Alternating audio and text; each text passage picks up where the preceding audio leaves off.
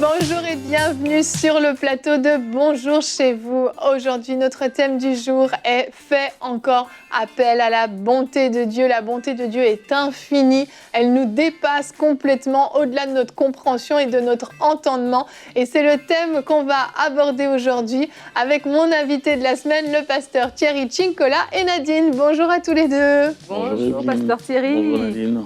C'est un plaisir d'avoir fait cette petite semaine en votre compagnie. Dernière émission pour vous.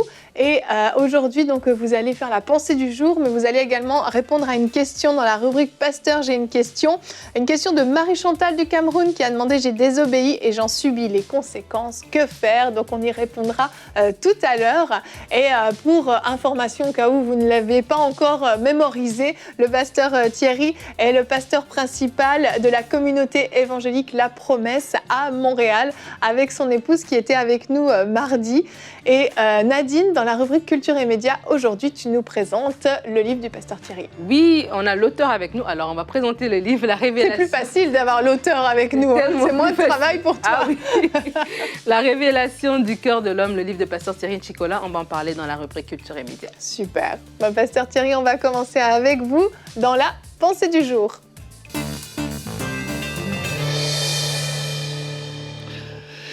Oui, aujourd'hui, nous allons parler dans 2 Timothée 4, 17 à 18. Je vais lire le texte. La Bible dit « Le Seigneur qui m'a assisté et qui m'a fortifié afin que la prédication fût accomplie par moi et que tous les païens l'entendissent, et j'ai été délivré de la gueule du lion. » J'aimerais nous encourager aujourd'hui. J'aimerais vraiment vous encourager, frères et sœurs, pour vous dire que l'Éternel est le seul soutien de nos vies.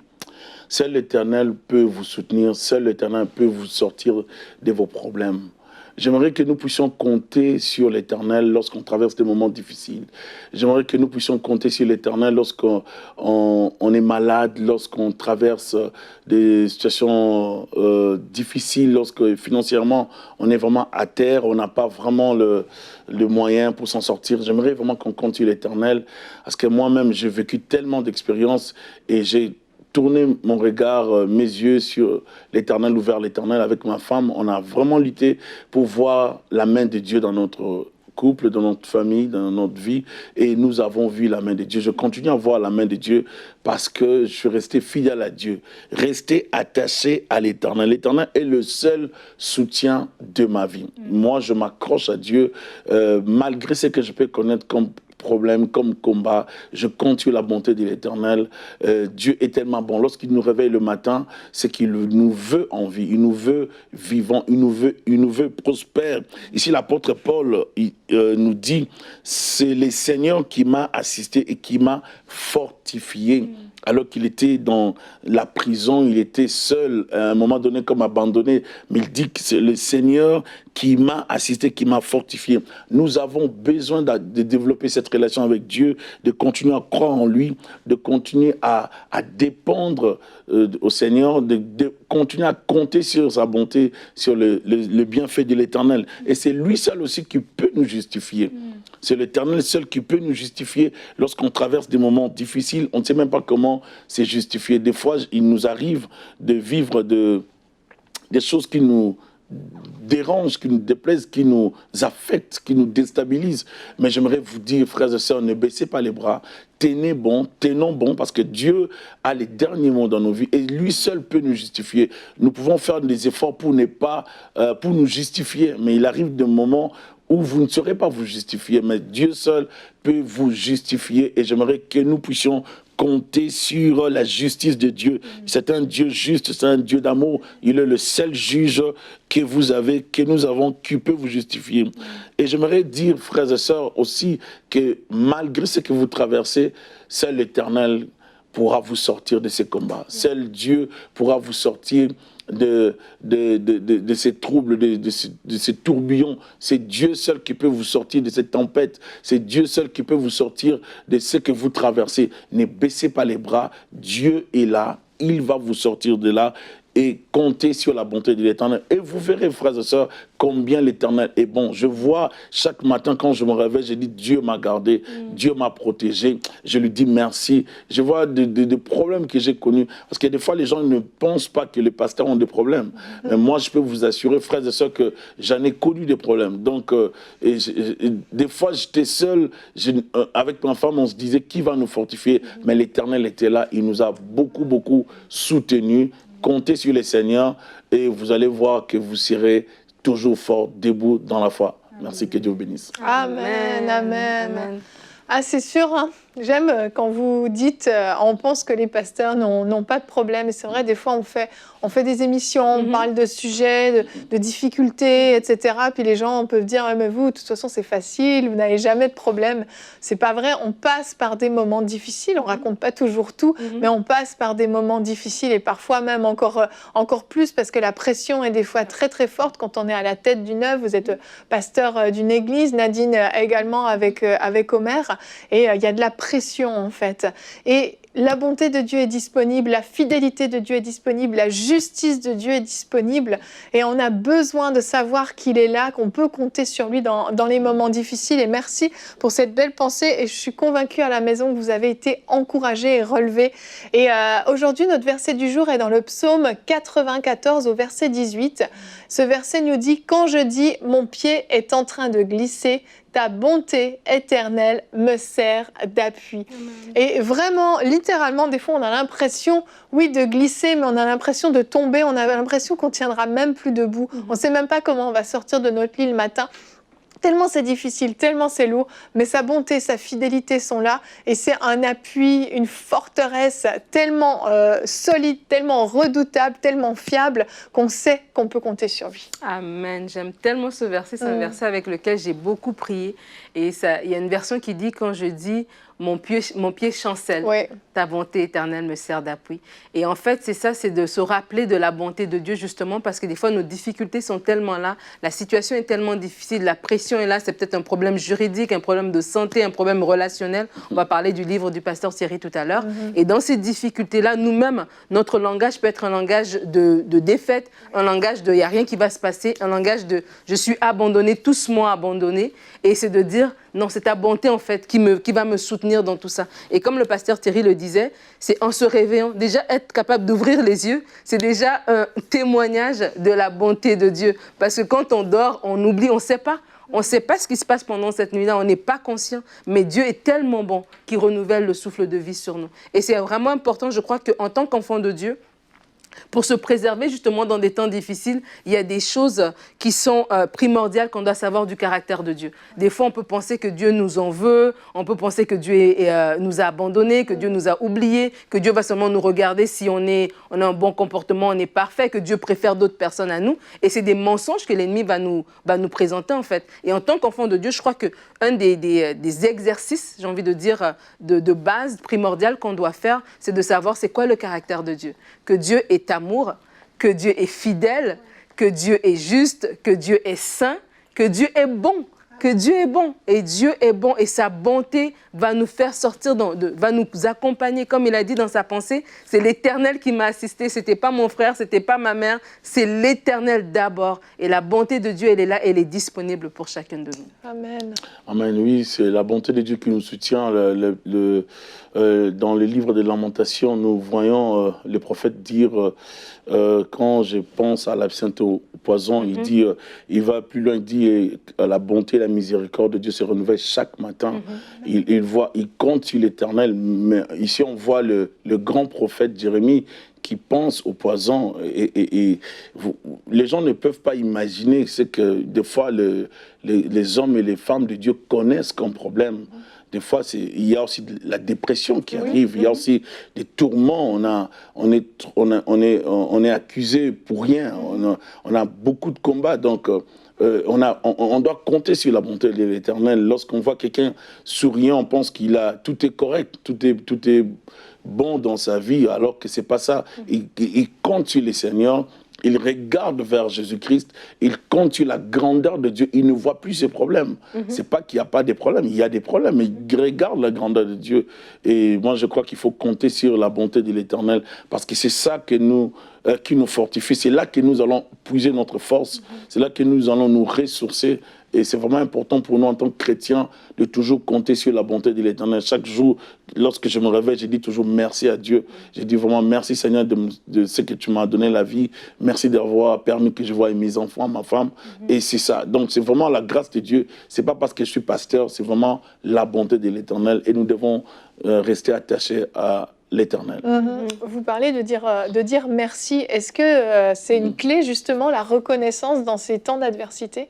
Oui, bien sûr, il faut vraiment être reconnaissant parce que moi, comme je disais tout à l'heure, malgré l'adversité plutôt, je disais, il faut prier, il faut servir Dieu, il faut donner à Dieu les temps, les offrandes, il faut lui dire merci, il faut reconnaître la grandeur de Dieu. Nous devons apprendre à dire merci à Dieu pour ce qu'il a fait dans nos vies, à dire merci à Dieu pour la santé, pour nos enfants, pour tout ce que nous faisons, nous réalisons dans la vie. Des fois, les gens n'arrivent pas à rendre des actions de grâce à l'Éternel pour ce qu'il fait. Et moi, je n'aimerais pas négliger pour chaque pas dans la vie, je dois rendre des actions de grâce à l'Éternel par la prière, aussi moi dans mes convictions, aussi par les offrandes. Quand je pars à Dieu, je réalise ce que Dieu a fait dans ma maison, dans mes enfants, je rends des actions de grâce et je bénis le Seigneur. Il faut apprendre à dire merci. Moi, pour tous les 3 enfants que j'ai avec ma femme, je peux dire merci parce qu'on les aide difficilement. Difficilement. Et ça, les gens ne vont pas voir ça pour un pasteur parce que les pasteurs ont les enfants facilement, les pasteurs ont tout facilement. Mais c'était pas ça. Moi, ma femme m'était au monde et elle restait à l'hôpital 14 à 30 jours. Oh là là. Oui, pour la haute pression. Et c'était vraiment pas vivable d'être marié avec elle, marié à une femme qui est tout le temps malade comme ça. Elle ne sait pas qu'elle était maladive, mais la pression, la préclampsie en fait. Elle connaissait la préclampsie et puis ça l'a dérangée à chaque fois qu'il y avait accouchement. Mais Dieu nous a soutenus.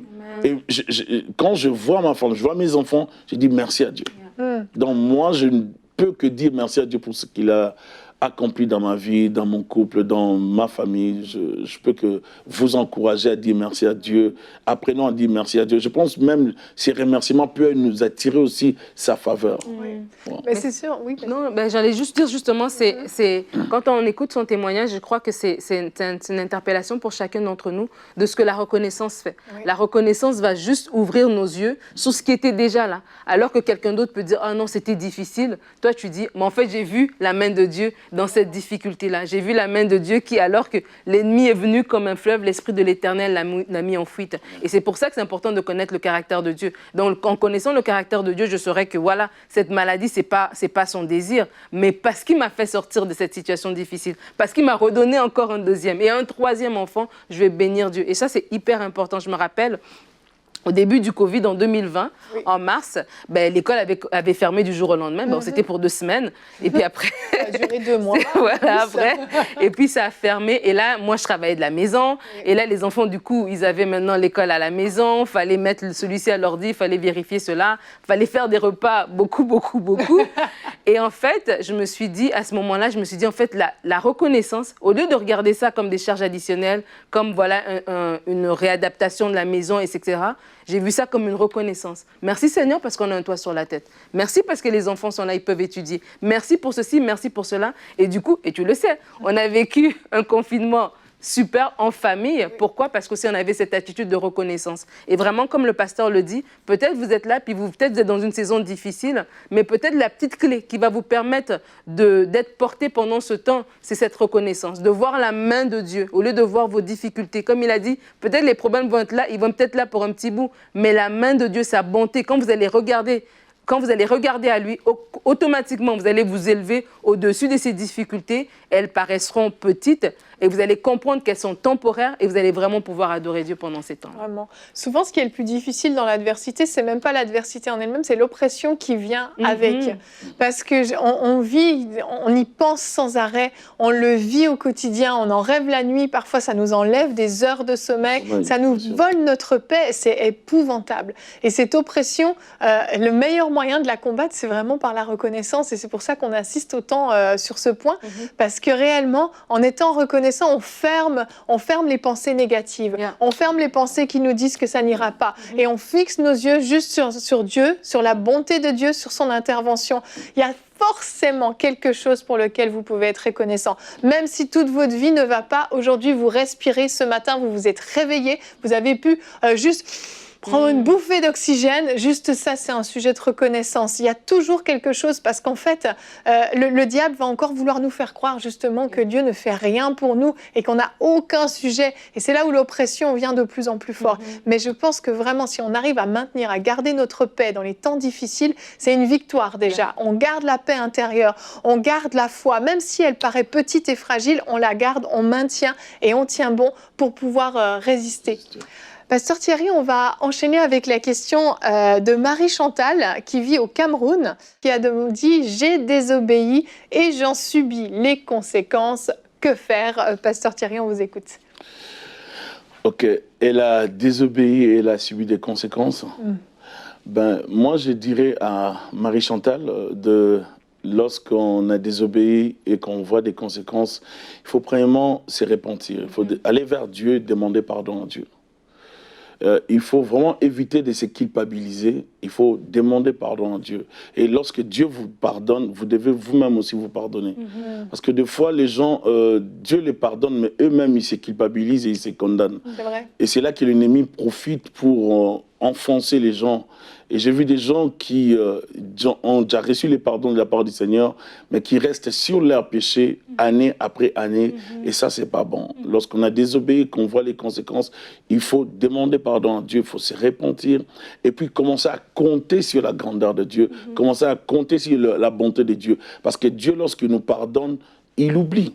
Dieu, c'est un Dieu qui pardonne et qui oublie. Dieu ne reste pas sur ton péché. Non, il te pardonne. Tu as désobéi, oui, mais il veut que tu puisses retourner vers lui par la repentance, parce qu'il prend plaisir plus à l'obéissance. Mais lorsque tu te répands, Dieu te reprend aussi et te restaure. Nous le voyons dans la parole, comment Dieu attend ce que son peuple, si mon peuple sur qui est invoqué mon nom, s'humilie, prie, cherche ma face et détourne de ses mauvaises voies, je lui pardonnerai son péché. Tout ça. Donc il y a les promesses qui viennent.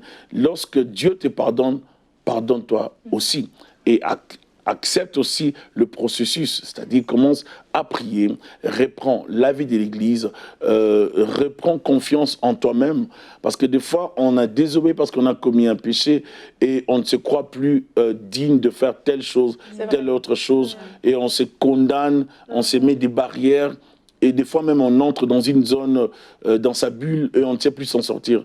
Et c'est là qu'il faut éviter. Je crois que lorsque Dieu vous pardonne, l'amour de Dieu est là, il vous purifie de toute iniquité. Reprenez votre force. Je vois avec Jésus-Christ et l'apôtre Pierre qui avait comme régné Jésus-Christ à 3 reprises. Lorsque Jésus est ressuscité, il a dit, allez dire à mes disciples et à Pierre aussi. Donc nous voyons que il était un peu désobéissant, ou bien il avait un peu abandonné, il est retourné à la pêche, mais Jésus a insisté à Pierre, parce que sûrement Pierre était aussi dans la culpabilité, beaucoup d'autres choses. Donc il faut reprendre la force, il faut compter sur la bonté de Dieu, parce que Dieu vous aime malgré vos fautes, malgré vos péchés. Lorsque vous vous repentez, il vous pardonne et il oublie. C'est ça. Amen. Donc pour moi, doit reprendre la force, car Dieu l'aime. C'est sûr. C'est sûr, hein, la condamnation, la culpabilité, c'est terrible dans ces moments-là. Ça fait encore plus de dégâts parfois que la désobéissance. Il faut avoir l'humilité de faire demi-tour. On se repent, on accepte, oui, ce pardon, et on fait demi-tour autant que possible. Il y a des conséquences parfois qui sont irréversibles. Et puis, on va vivre avec et on va continuer à servir Dieu et compter sur la bonté de Dieu. Exactement. Mais quand on peut faire demi-tour, demi-tour, faisons demi-tour. Ne faut pas se borner dans l'erreur. C'est pas parce qu'on a désobéi un jour qu'on peut pas obéir le lendemain, en fait. Et il y a toujours une possibilité. Vraiment, merci beaucoup pour cette réponse, Pasteur Thierry. Comme toujours, si vous avez des questions, vous pouvez nous écrire à l'adresse pasteur@emcitv.com et puis on sélectionnera peut-être votre question dans une prochaine émission. Nadine, on va enchaîner avec la rubrique Culture et médias. Alors, Yveline, aujourd'hui, avec le pasteur Thierry Cincola, on présente son livre « La révélation du cœur de l'homme ». Et un livre très intéressant, on parle de la bonté de Dieu. Et je le disais, je pense, hors émission, que oui, Dieu est bon, mais l'être humain, des fois, il n'est pas toujours bon. Le cœur de l'homme n'est pas toujours simple, malheureusement. Et donc, dans ce livre ici, je vais laisser l'auteur lui-même en parler. Et déjà, juste avant de commencer, pasteur Thierry, est-ce que vous pourriez déjà nous donner un peu l'inspiration ou nous parler un peu de comment l'idée vous êtes venue d'écrire le livre?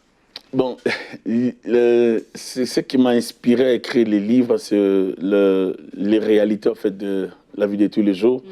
J'ai réalisé que les gens ne sont pas vrais. J'ai réalisé que les gens ne sont pas bons comme ils le montrent. J'ai rencontré plusieurs situations qui m'ont appris la méchanceté. Et j'exprime mon expérience en fait des relations humaines, comment les gens sont capables de mentir en fait, comment les gens sont capables d'être jaloux, comment les gens sont capables de faire du mal, mais tout en priant, tout en parlant en langue, tout en prêchant la parole, tout en servant le Seigneur, tout en allant à l'église, comment les gens sont vraiment méchants. Et j'avais tellement même écrit, mais on a réduit ça, mais j'avais tellement écrit.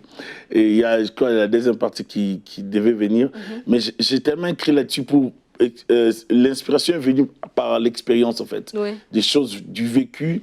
Et j'ai vu la méchanceté. Et le Seigneur m'a parlé d'aider, d'écrire. Le but de ça, c'est vraiment pour aider.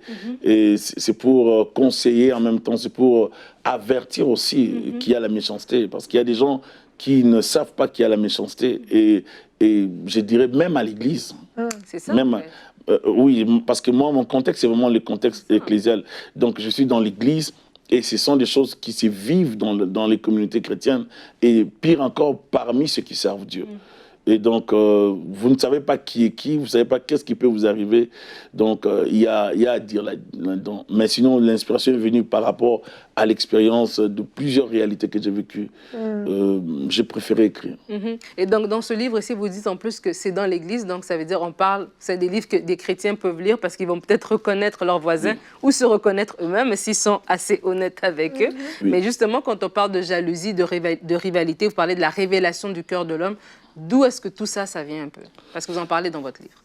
Oui, mon approche dans les livres, c'est sûr que j'ai utilisé des versets bibliques, mais j'ai écrit dans un sens qui permettra même à quelqu'un qui n'est pas de l'église de lire, parce que je voulus que tout le monde puisse lire mon livre et qu'il puisse comprendre ce qui se passe.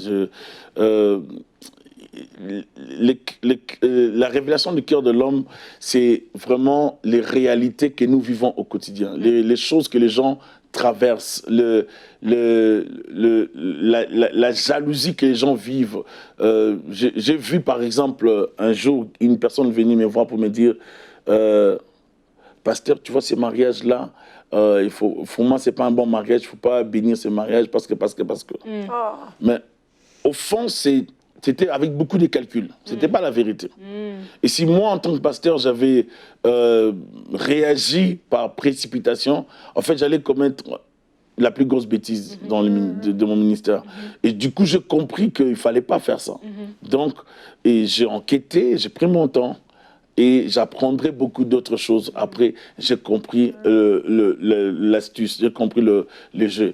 Donc, les chrétiens, l'homme peut être jaloux, tout en parlant en langue, tout en priant, tout en étant à vos côtés. Et c'est parmi les choses que nous vivons, c'est parmi les choses que les gens vivent tous les jours. Et moi, mon souci dans les livres, c'est vraiment montrer cette partie-là de l'homme qui cherche à nuire à son prochain, qui cherche à nuire à son frère, à son voisin, même à sa sœur dans les Seigneurs. C'est vraiment ça le but de ce livre, la révélation du cœur de l'homme. Et justement, là, pour terminer, comment quelqu'un qui est en train de suivre cette émission, qui va peut-être se procurer le livre, qui se dit, oui, moi, je suis entouré de requins, je suis entouré de peut-être des gens méchants, etc. Comment faire pour garder son cœur, justement, lorsque nous-mêmes, nous voyons cette révélation du cœur de l'homme autour de nous? Mais comme j'en ai parlé à la fin, je ne crois pas qu'il faut tomber dans la haine. Je ne crois pas qu'il faut tomber dans la peur non plus. Il ne faut pas aller dans les extrêmes. Il faut juste savoir que le cœur de l'homme est méchant. La Bible le dit, mais il ne faut pas aller dans les extrêmes pour voir les diables partout, ou bien... Sinon, on n'aura plus de relations. C'est ça. Et sinon, on n'aura plus de relations. Mais au moins, il faut savoir, parce que le Seigneur a dit, soyez prudents comme les serpents. Donc, c'est important de développer la prudence, tout en sachant aussi que il y a aussi des bonnes personnes. Moi, je suis entouré de bonnes personnes, des personnes que j'aime beaucoup, que je n'aimerais pas non plus perdre. Donc, je crois qu'il y a des bonnes personnes autour de nous, même dans nos communautés, même dans nos familles. Il y a toujours des bonnes personnes. Il y a aussi de mauvaises personnes, de personnes qui ont les cœurs méchants, qui sont prêts à tout. Donc, j'encouragerai tout le monde à l'amour, au pardon et à ne pas trop suivre certaines réalités de la vie, ne pas suivre trop de détails, juste prendre le recul, des fois s'écarter de certaines relations pour se protéger, pour protéger les cœurs. Sinon, si vous devez tout suivre, vous n'allez plus vivre. Alors, le livre du pasteur Thierry, vous pourrez le retrouver en faisant des recherches, La révélation du cœur de l'homme. Voilà. Merci beaucoup, pasteur Thierry. Merci, pasteur. Merci à vous deux. Merci, pasteur Thierry, d'être venu sur le plateau de Bonjour chez vous. Et demain, c'est le témoignage de votre épouse qu'on va diffuser dans l'émission. Donc, le thème sera « Qu'as-tu perdu en suivant Jésus ?» C'est ce dont on va parler. Et donc, pasteur Esther Cincola sera avec nous. Vous verrez son témoignage, comment elle a connu le Seigneur dans un milieu difficile, l'adversité qu'elle a vécue. Mais malgré tout, elle n'a pas renoncé, elle n'a pas abandonné la foi et on glorifie le Seigneur. Merci d'avoir été avec nous toute cette semaine et merci à vous de nous avoir suivis aujourd'hui. On se retrouve donc demain. Bonjour chez vous.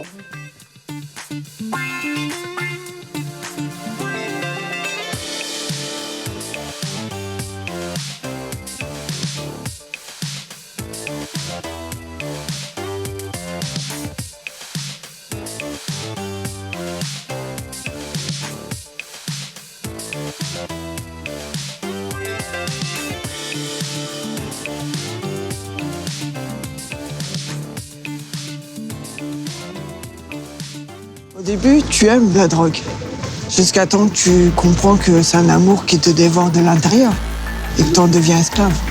Et à ce moment-là, c'est déjà trop tard. Donc c'est à cet âge-là, 12 ans, que tu fumes ton premier joint? Bon, au début, c'est pour faire la fête, les soirées. Je commence à toucher à l'extra, LSD. Et ça te fait pas peur, cette vie? C'était ma façon de m'échapper. Je pensais pas vraiment devenir dépendante à l'héroïne. Je me suivais en pleine nuit pendant que mon copain dormait avec l'intention d'en finir.